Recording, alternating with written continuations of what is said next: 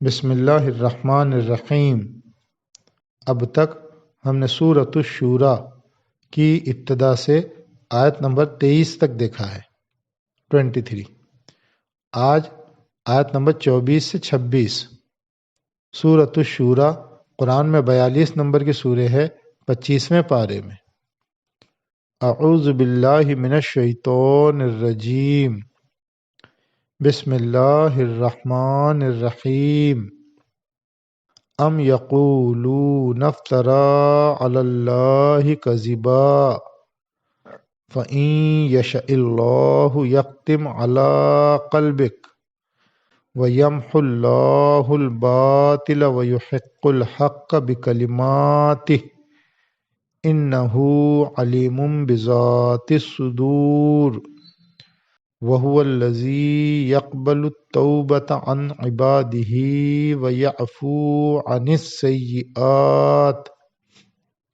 السَّيِّئَاتِ وَيَعْلَمُ مَا تَفْعَلُونَ وَيَسْتَجِيبُ الَّذِينَ آمَنُوا وَعَمِلُوا الصَّالِحَاتِ وَيَزِيدُهُم مِّن فَضْلِهِ والکافرون لہم عذاب شدید۔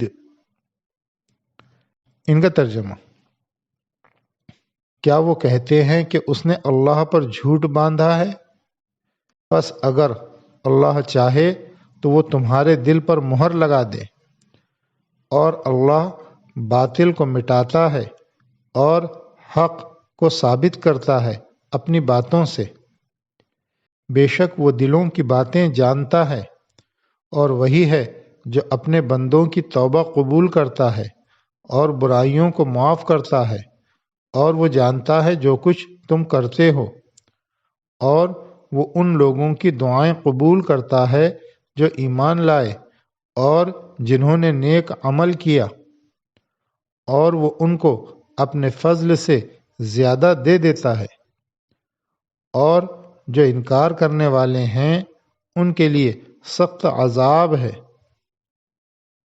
تفسیر: اس دنیا کے لیے خدا کا یہ قانون ہے کہ یہاں حق کے روپ میں سامنے آتا ہے اور باطل کے روپ میں نمایاں ہوتا ہے۔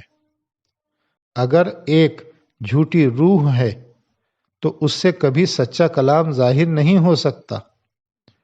یہی وجہ ہے کہ یہاں کسی غیر پیغمبر کے لیے ممکن نہیں کہ وہ پیغمبر کی زبان میں کلام کر سکے۔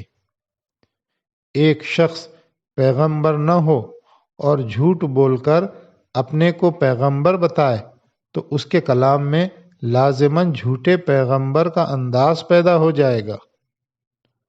کوئی شخص مصنوعی طور پر کبھی سچے پیغمبر کے انداز میں نہیں بول سکتا۔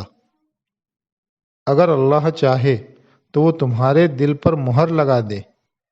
اس کا مطلب بدلے ہوئے الفاظ میں یہ ہے کہ اگر تم اللہ پر جھوٹ باندھتے تو اس وقت مشیت خداوندی کے تحت تمہارے دل پر مہر لگ جاتی۔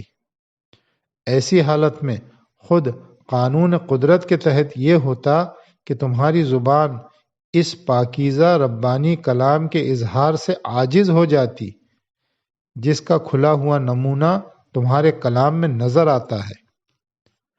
حقیقت یہ ہے کہ پیغمبر کا اعلیٰ کلام خود اس کے پیغمبر خدا ہونے کا ثبوت ہے۔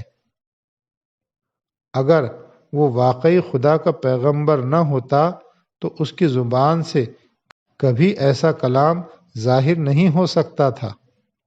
جو لوگ حق کی مخالفت کرتے ہیں وہ اپنے دل کی آواز کے تحت ایسا نہیں کرتے، بلکہ محض ضد اور عناد یعنی دشمنی کے تحت اس کے مخالف بن کر کھڑے ہو جاتے ہیں۔ ایسے لوگ گویا خود اپنے ضمیر کی عدالت کے سامنے مجرم بن رہے ہیں۔ ان کے اوپر خدا کی حجت تمام ہو چکی ہے، الا یہ کہ آدمی توبہ کرے اور اللہ سے معافی کا خواستگار ہو۔ تذکیر القرآن